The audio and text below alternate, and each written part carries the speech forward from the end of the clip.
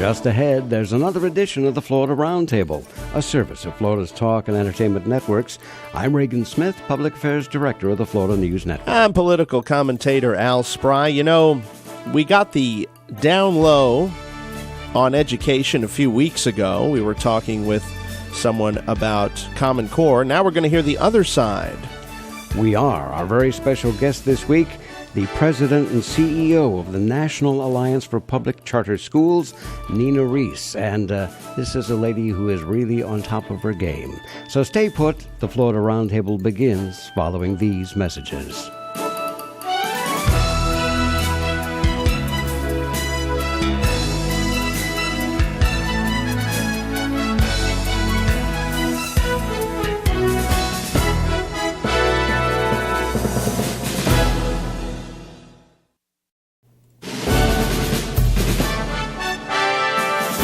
This is the Florida Roundtable, a service of Florida's Talk and Entertainment Networks and in the Orlando area of Tough TV 38.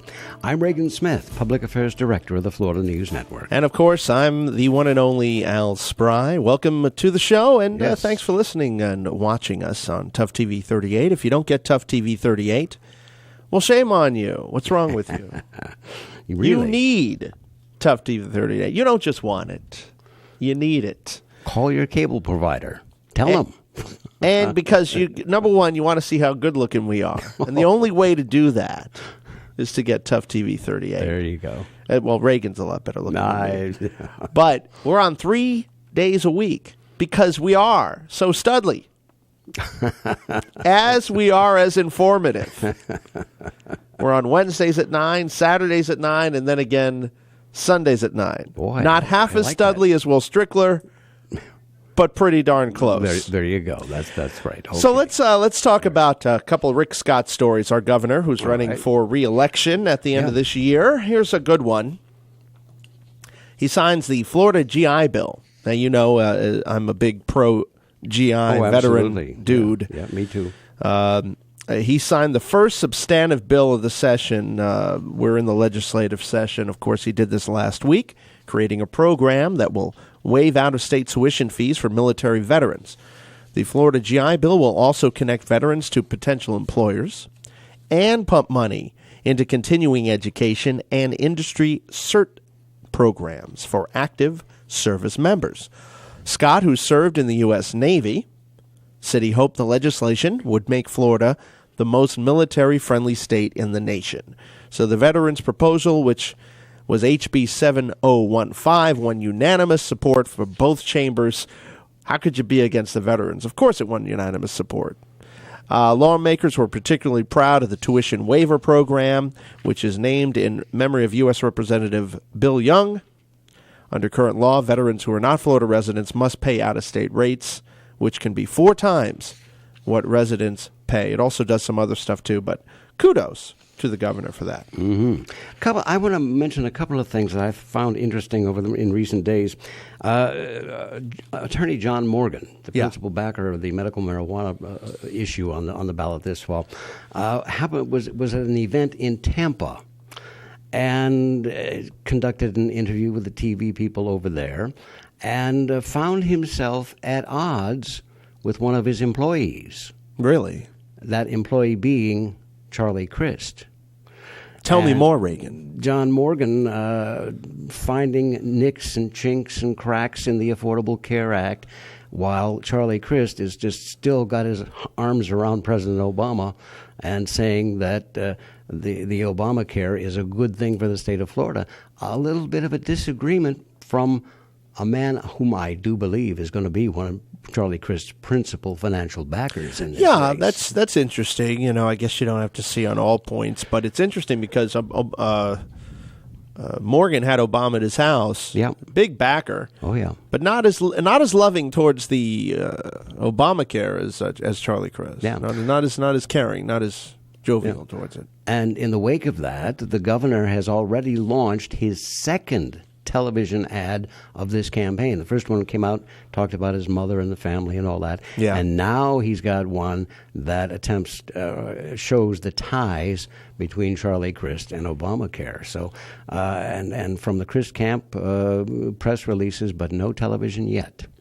And, of course, you had to have signed up a few days ago in order to you had to sign up for some type of medical coverage, and I think there was a big push to do that. We'll have to see what the numbers are, but we'll see how this all plays out. I think this is going to take years for this thing to settle down. Yeah. And, of course, it'll give us a lot to talk about. You know, it seems like every time we turn around, okay, you can have a 90-day extension on that part of it, and you can have a whole year extension on this other part of it. Yeah. But this part of it, we have to do this. What a mess. I'm confused. What a mess. You are listening to the Florida Roundtable, the service of Florida's Talk and Entertainment Networks. I'm Reagan Smith. But I'm not confused on how awesome our audience is. I'm Al Spry. And we'll be joined by Nina Rees. She is the CEO of the National Alliance for Public Charter Schools, as our conversation continues.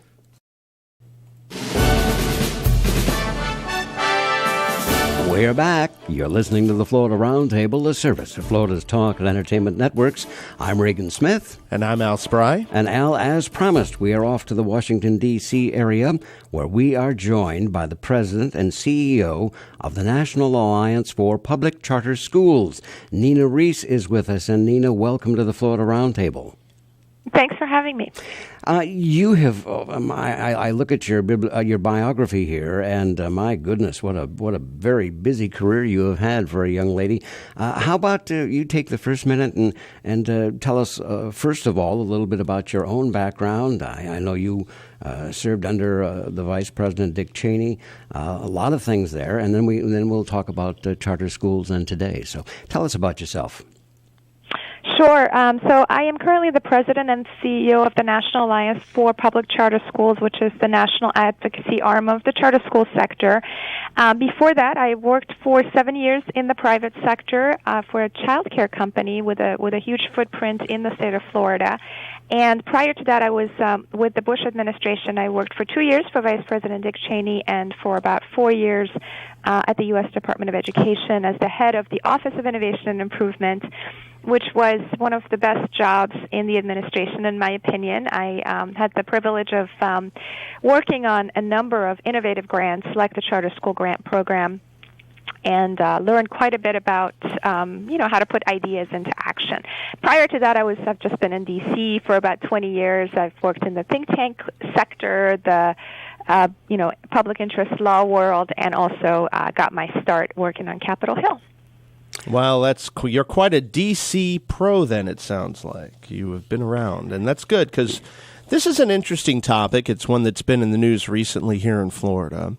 As you know, the legislature's meeting for their big wrangling session. Right now we have something about, I don't know if you're familiar with the Public Education Capital Outlay Trust Fund, the PICO Trust Fund. This is a pot of money generated by a tax on cable TV and landline telephones, but it's shrinking because landline telephones and cable TV are also shrinking.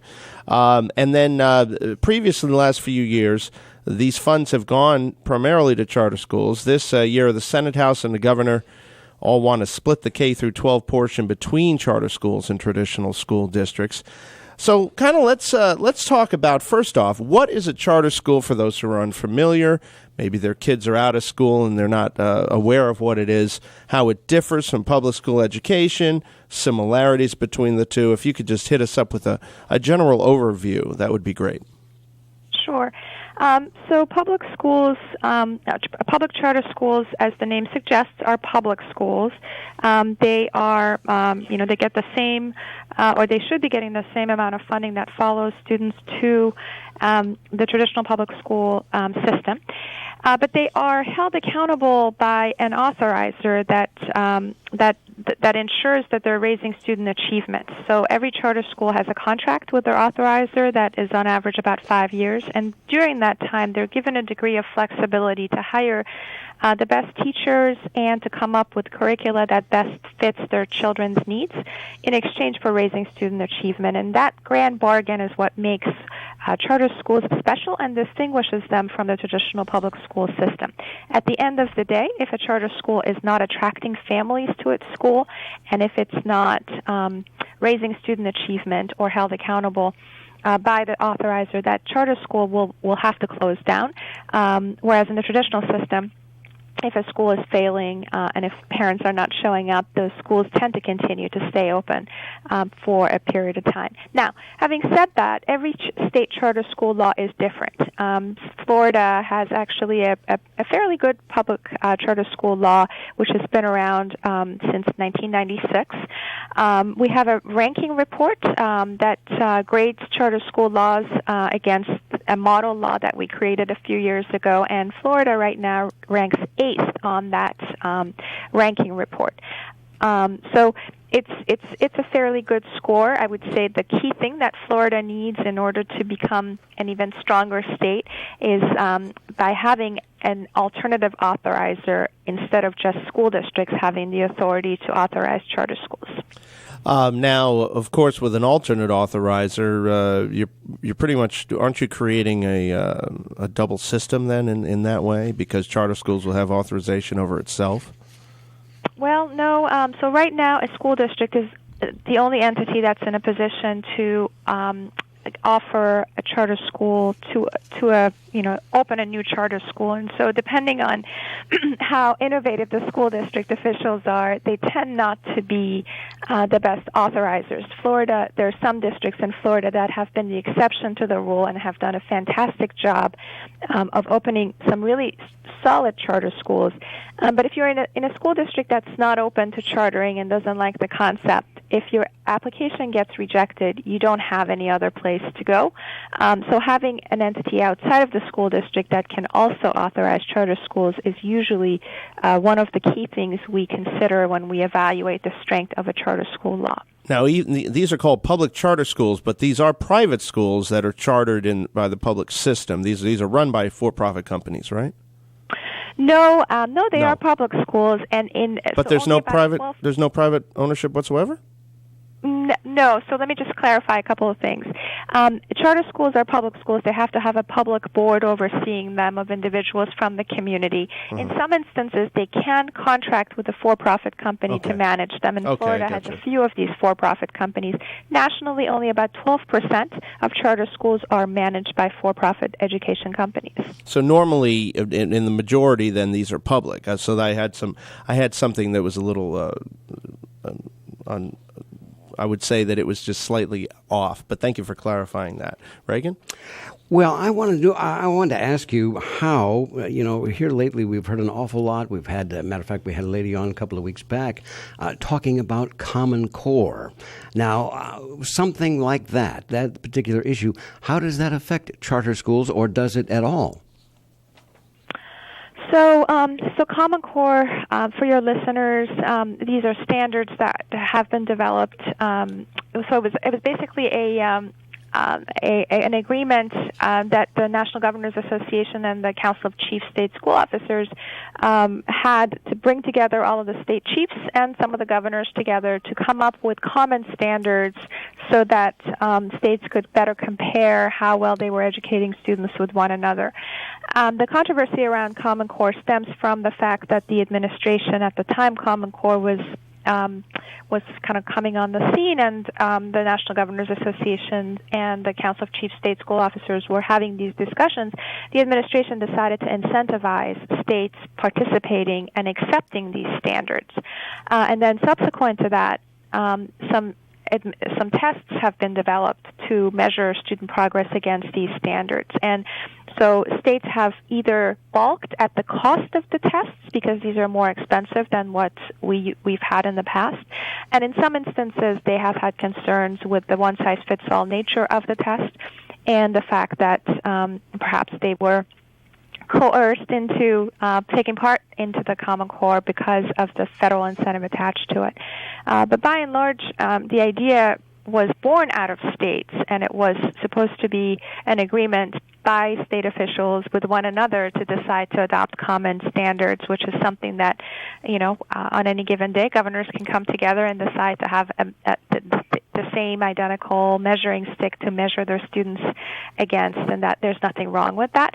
In terms of its impact on charter schools, I will say that right now, charter schools are not, we're just focused on making sure our students are able to meet the bar that Common Core has set, and that our students are competitive when the tests hit their schools. Charter schools tend to be very much in favor of standards and accountability. This is one of those things that's been in our blood from the beginning because we are accountable to our authorizers for student achievement. Having said that, to the extent these standards are lower than what states had before, or to the extent a charter school really wants to come up with a different way of teaching their kids and these standards prohibit them from doing that, then we can, have a discussion about what the sector needs to do in order to ask for a waiver out of Common Core. But right now, the movement very much supports Common Core, and a lot of our schools actually. There's one in New York City, Success Academy charter schools. Last year, when New York administered the Common Core test, these charter schools were ranked at the very top of the best schools in the entire state of New York in terms of their test scores on the Common Core. So would you say that what would you say the biggest misconception then is? Because we had someone on who was pretty against the Common Core, saying that the control is taken away from the parents and everyone's run through this system that may not be fostering critical thought and all that. And so I'm glad we're having you on to have an opposite point. What do you see the challenges are as far as communicating this Common Core message better? Because obviously there seems to be a big anti-movement to it. Right. I mean, to the extent some are agitating or raising concerns about their schools having to comport to a standard. I mean, the reality is that up till now, every state has had its own standard, and so every school in the state has to comport with the state standard and take an assessment aligned to that standard. This has been in place for a very long time. So to the extent families have a concern with the standardized nature of our standards, this has been something that's been in place for quite some time. Now, I think the question right now is, do you want to standardize across state lines, right? Yeah. I would think that if you're a parent, you would benefit from having the same standard in Florida than you would have in Colorado and another state, because if you happen to move from one state to another, you don't want to start over. So I think Common Core and efforts like Common Core and the assessments attached to them ultimately benefit families. But to the extent some have had an objection, it has been around when certain subjects are introduced when you have Common Core standards. So, and the controversy has been around very specific subject matters like algebra, and when algebra is introduced in the high school. By the way, I have an objection to algebra. I just want you to know. So I think if you're in a state that has better standards, and I would put Massachusetts in that category, it's fair to say that some in Massachusetts are upset that Common Core is not as rigorous as their standards. And I think in those instances, the states have the option to opt out of Common Core. But in a lot of other states, I think Common Core has raised the bar on what we had in place before in a pretty dramatic way. And the tests that we have developed, not we, but the tests that have been developed to support the Common Core are extremely sophisticated tests. And so when you think about the opposition that a lot of people have to testing, it's because these tests are not really measuring student knowledge, and they tend to just be the fill-in-the-bubble tests. These tests are the most sophisticated ones. The reason they're expensive is because there is a degree of assessment attached to taking essays, so they're not just the traditional fill-in-the-bubble tests, and they go above and beyond in terms of really measuring whether a child is proficient in a subject matter in a way that our previous tests haven't been able to do. So, again, the discussion is about the standards, but I really think the tests are what is going to distinguish our efforts compared to what we've done in the past, and how much effort we then put into making sure we are acing those tests will be the true measure of Common Core's success. Nina, on that note, we need to take a pause along the network line. Let us remind you that you're listening to the Florida Roundtable, a service of Florida's talk and entertainment networks, and in the Orlando area of TV 38. I'm Reagan Smith. And I'm Al Spry. Our very special guest this day, Nina Rees, the president and CEO of the National Alliance for Public Charter Schools, and we'll continue our conversation following these messages.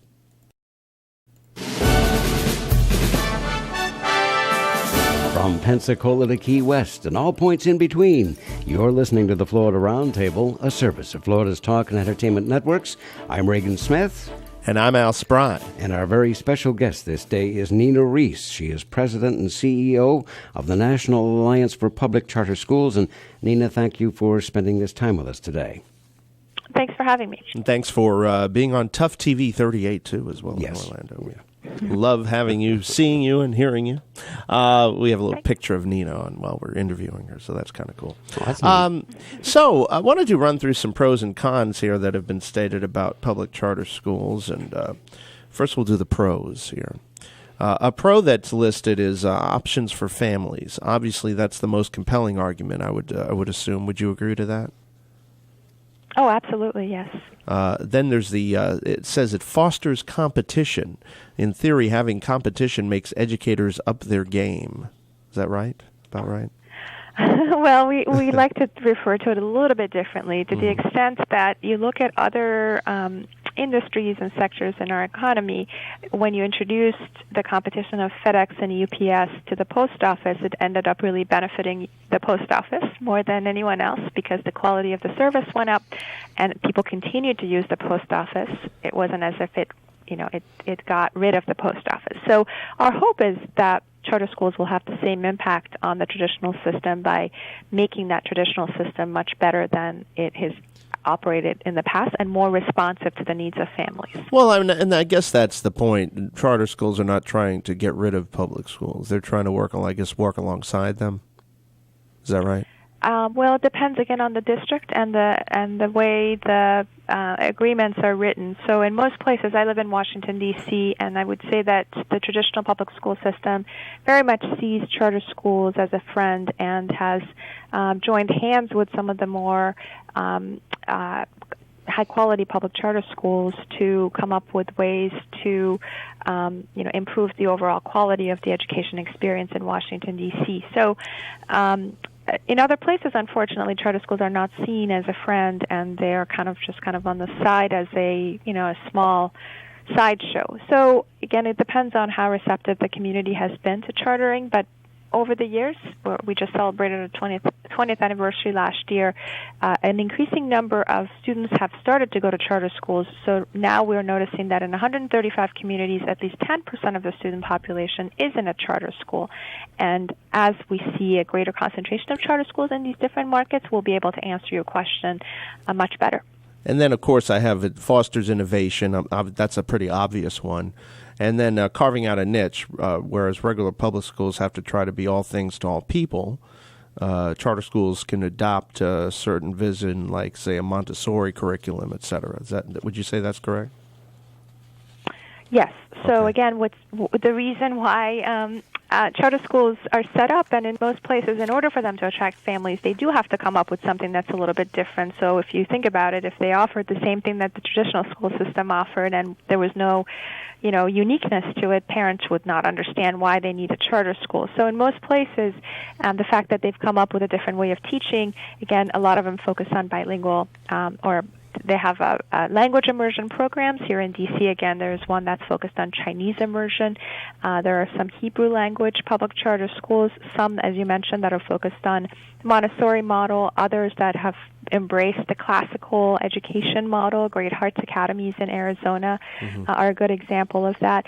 I would say the majority of the ones that are operating in inner city settings, especially in the Northeast, have taken on a very back-to-basics approach to education, an approach that really embraces a lot of the principles in the Catholic school system to some extent around orderly behavior, a culture of achievement, respect, and ownership. So the secret sauce in some of these inner city schools has been the uniform, the orderliness, and the no excuses mentality, the mentality that regardless of your background, you can achieve, and we will give you every opportunity to get to where you need to go. Let me ask you this. I want to backtrack just a little bit and go back to the point of fostering innovation, which I would kind of presume is a hard thing to sort of measure. I mean, it can be done. Where I'm going with this is that at this point in time, public charter schools are not having to deal with teachers' unions or any other kind of unions at that point. Most public schools, even down here in Florida, which is really not a very strong union state. No, not at all. Have got the teachers unions and things like that. How heavily does that weigh into the charter school's ability to innovate and hire and fire?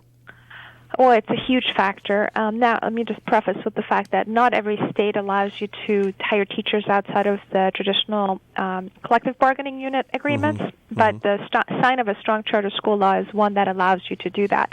If you talk to any successful charter school leader, they will say that the key thing they have at their disposal, the key lever that's going to make the greatest difference, is the ability to hire teachers who are qualified to teach in the classroom and to also be able to eliminate those teachers that are not performing or who are not doing right by their children. So that, and the other thing I should just mention to you is the principal himself. Most of the principals in charter schools have come from very non-traditional backgrounds. They have to be part education leader and part business owner, right? Because to some extent they also have to market their school. They have to raise private funding for their school in many instances where facilities finance is an issue. Charter schools don't come into this space with their own buildings, so they have to spend an inordinate amount of time finding the funding to rent or lease or ultimately buy their buildings. So I would say the principal, making sure you have alternate routes to getting high-quality principals has been one of the things that charter schools have benefited from. And then next to that, being able to hire teachers outside of the collective bargaining unit. Having said that, in some states, like in Illinois, some charter school teachers have decided to band together to form their own union and their own protections. So that is happening. I would say about 10% of charters are unionized either because they created their own union or they're still in the collective bargaining agreement contract with the traditional unions.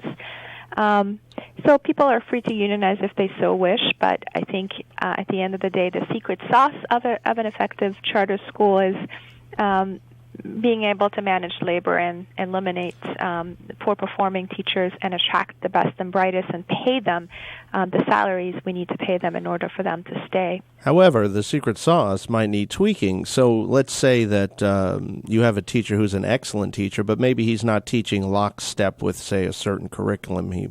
He's doing something that's still good, but maybe outside you can still fire him, right? I mean, if he doesn't have collective bargaining. You see, there's another side to that. That's why they have tenure in colleges, is so that instructors can teach outside of just a paradigm, and then they're not worried about losing their jobs. You see what I'm saying? So I may just have a couple comments about that. In general, nowadays there are so many rules and regulations on the book that prohibit employers from firing individuals based on frivolous allegations. So, when the unions were first formed, there was perhaps a need to have them in place to protect the workers, but I think if someone is wrongfully terminated, there are a lot of rules and regulations they can lean on in order to protect them and to fight back the system. That's in a perfect world, but of course we don't live in a perfect world. If somebody really wants somebody gone, as we've seen in the private sector, they'll make up stuff, You could have all the rules and regulations you want, but when it comes down to it, not to get into it too much, but you see what I mean. This is not a perfect world. If you want to fire somebody, you can come up with something, and they have really, unless they have some type of collective bargaining, they have very limited resources on what they can do. Yes, they can fire a lawsuit, but how many of those lawsuits actually win? You see. So again, we don't have unions in most companies and businesses, right? Mm-hmm. So I've been employed for 20 years, and I've found my way around without tenure in any of the organizations I've been in. So yeah, but you're good. Well, but I think tenure can inhibit your ability to reach your potential if the people you've employed are not performing at a certain level. And I would say a lot of the high-performing networks they pay an inordinate amount of attention to the quality of their teachers. So when there is a layoff or a transfer, it is always because of student achievement. There's no room really for error, and there's actually not enough time to sit here and think about whether you like someone. The whole, the whole purpose of chartering is to raise student achievement and to bring people who believe in that, in the premise that all children can learn. So if that fit is not there, I don't know that the teachers will want to be in that school, quite frankly. Nina, on that note, we need to pause again along the network line here. We'll remind folks that they're listening to the Florida Roundtable, a service of Florida's Talk and Entertainment Networks, and in the Orlando area of Tough TV 38. I'm Regan Smith. And I'm Al Spry. Our very special guest this day is Nina Rees. She is president and CEO of the National Alliance for Public Charter Schools. And if you'll stay put, our conversation continues following these messages.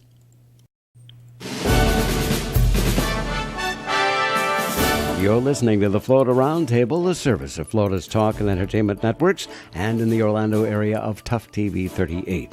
I'm Regan Smith. And I'm Harvey Schulberg. Well, I didn't recognize you with your glasses on today. I think that's Al Spry. All right, you got me. It's Al Spry. And our very special guest this day is Nina Rees, the president and CEO of the National Alliance for Public Charter Schools. Nina, thank you again for spending all this time with us today. We know you have a very busy schedule.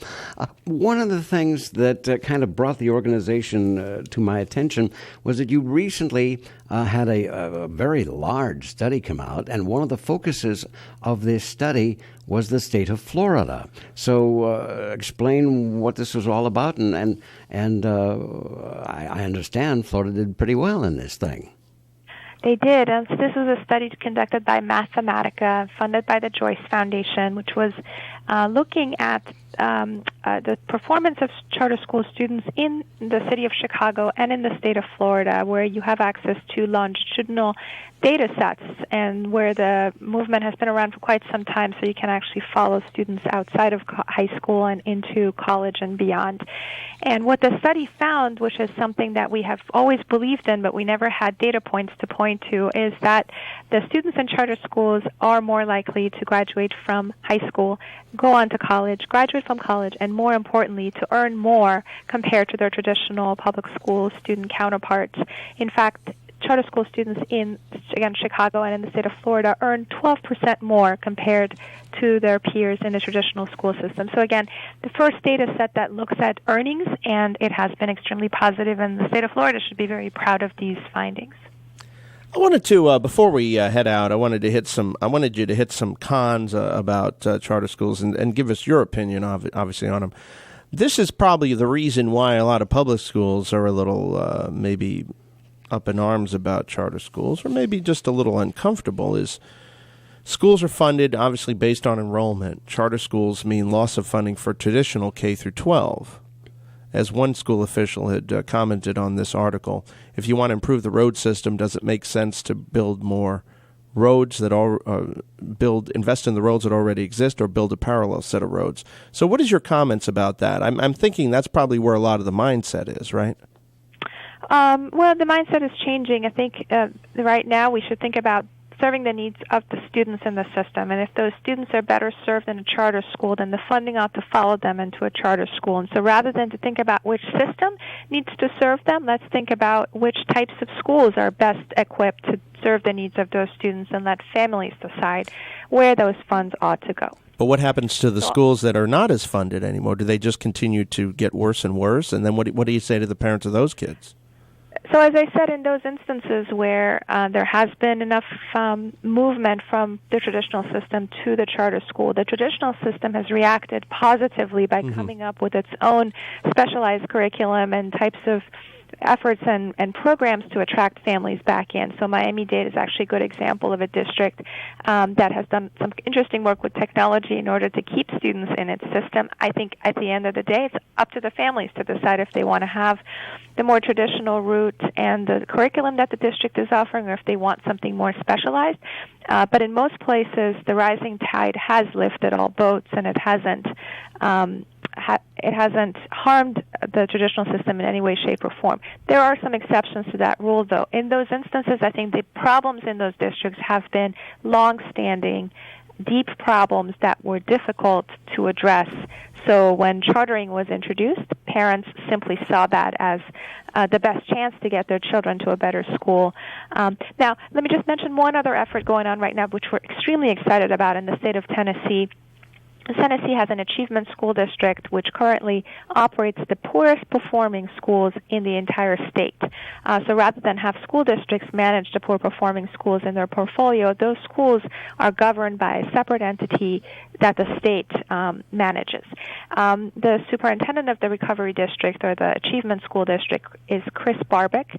Chris used to run one of the more successful public charter schools in the state of Texas called Yes Prep. Yes Prep won a prize from the Broad Foundation a couple of years ago for the outstanding performance of its students, especially graduation rates. And Chris has decided to invite a lot of the high-performing charter school management organizations to the state of Tennessee to ask them to take over these failing schools and make life better for the students in those systems. So in those instances where, before we have to run away here, how can folks contact you and get more information about the sort of things we've been talking about today? Absolutely. Thanks for asking. So you can always follow me on Twitter at Nina Charters. You can also go to our website, the National Alliance for Public Charter Schools website, which is simply at publiccharters.org. All right. Nina Rees, President and CEO of the National Alliance for Public Charter Schools, thank you so much for being with us this day. And we'll invite you to come back. We'd love to have you come back and do this again, give us an update in a couple of months. So I'm Reagan Smith. And I'm Al Spry. And we'll be back with a closing thought following these messages. We are back. You're listening to the Florida Roundtable, a service of Florida's Talk and Entertainment Networks, and in the Orlando area of Tough TV 38. I'm Reagan Smith. And I'm Al Spry. And Nina Rees, boy, knowledgeable person, on top of her information. I like it when we have guests like that. I do too, and sharp cookie. Yeah. Now let's talk a little bit about the couple controversies in the Rick Scott administration. All right. There was last week there was a large media crowd descending on the governor in Davie, Florida, which is in South Florida. He celebrated the opening of the express lanes on I-595, but reporters didn't have questions about the interstate project. I wonder why. Maybe because interstate projects are boring. So they were there to grill him about the hot campaign stories of the week. Basically, the resignation of campaign finance chairman Mike Fernandez and Gonzalo Sanabria, a longtime Miami-Dade Expressway Authority board member. Scott took about 3 questions before he dashed off to his vehicle and left. From the start of his first answer to his departing "Have a great day," about 79 seconds. Scott shed no new light on the controversies. Here's a partial transcript. Question: Mike Fernandez resigned from your campaign. Now Gonzalo Sanabria has resigned. He says you've disrespected and disparaged the Hispanic community in South Florida. What's your answer? Answer: Mr. Sanabria resigned after he was told he was not going to be reappointed. He voted for increases onto tolls. As you know, I'm for keeping the cost low for Floridians. He was not going to be reappointed. He was told that. That's when he resigned. So the question is, this was sour grapes on his part. What about Mike Fernandez? He's very, very upset with the direction of your campaign. Answer: we're doing well. We're going to have record fundraising this quarter. We're headed in the right direction. Look at what is happening in our state. Jobs have come back. Our education system is getting better. We're almost in a 43-year low in our crime rate. Question: how badly have you been damaged by what has happened this week? Answer: oh gosh, 6.2% unemployment, 33,000 private sector jobs in the month of February, 540,000 jobs since December 2010. Look at our education system. Our 4th graders, number 2 in the world in reading. See you later, guys. That was about it. He knows how to handle himself with the press, you have to say. We've had him on a couple times, and he's been straightforward. But also, you know, when he doesn't want to talk about something, you really can't get it out of him. So he's kind of good like that. But that's what I have on that, Reagan. What are your thoughts? Well, the other note I had, too, and you know, the politicians have to play all of the angles and everything else. There was a story that came out this past week about Governor Scott. He says that President Obama does not care about Venezuela. Wow. Well, I'll tell you. Why does he say that? Well, the president has been, as he has been in many other instances, absent without leave. Nobody knows where he stands. Where's the leadership? Oh, just wait a minute. We need more negotiation. That's going to do it for this week, Al. I hope that you enjoyed the conversation. I'm Regan Smith. And I'm Al Spry. And we'll see you again next week with another edition of the Florida Roundtable.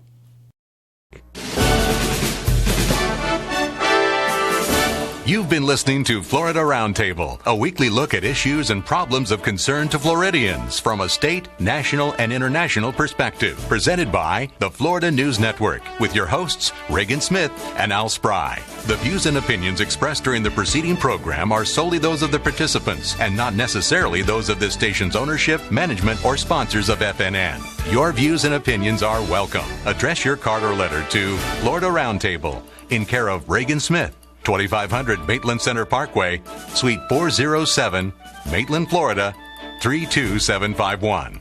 Or you may email regansmith@fnnonline.com. Thank you for listening, and please join us again next week for another edition of Florida Roundtable.